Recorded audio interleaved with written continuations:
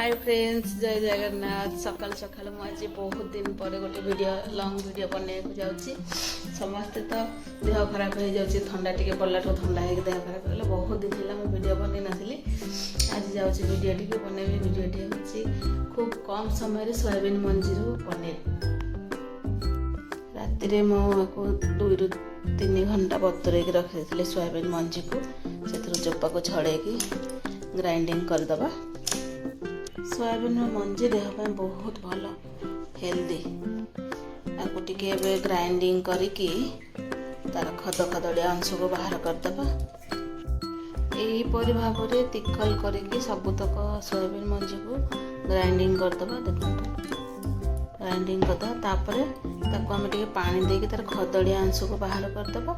आउ ताको पालिश अंशटा को रखिबा। यहीपरि भाव में सब पानी देके टिके गोली देखो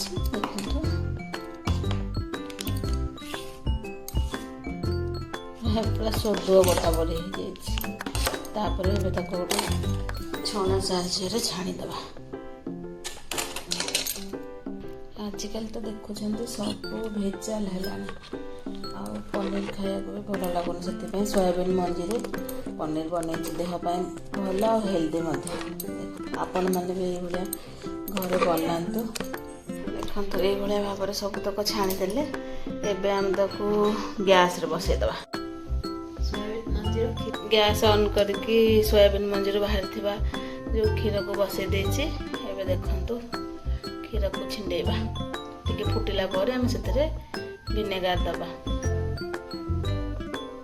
हमरा विनेगार यूज करछे, आपण माने जोडा यूज करथिबे सेटा पकेबा। देखंतु ए भले फुटिबा आरंभ हो गला। एने क्षीर फुटे से भले फुटछि। एबे आम एथरे विनेगार दे दबा।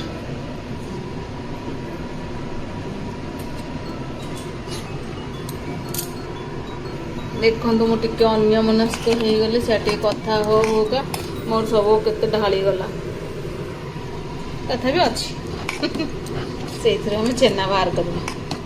छेना बाहर कर सारा गोटे कपड़ा बांधिकी पनीर बाहर करवा।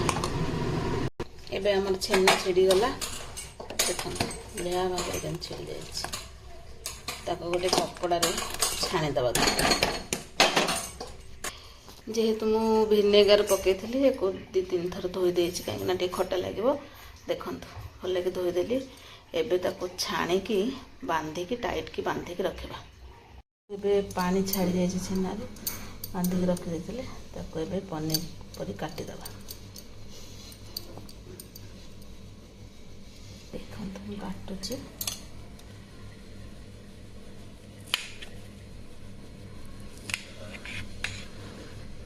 देखो आमर प्रस्तुत हो गला पनीर। टिके खद खदड़िया रही जाए छाणीला बेले बोधे हुए ना आहरी सेप गुड़ाक बहुत बढ़िया होता। तथापि जहाँ भी हो फास्ट टाइम करी। देखो पनीर पर टिके पालिश रही था एमती हो जाए। आपण मैंने भी घरे बनातु देहपाई बहुत भल। कहीं आजिकल सबुथ तो भेजाल हो पनीर रे भी कौन तो पाउडर मिसुचे आम तो देखनी।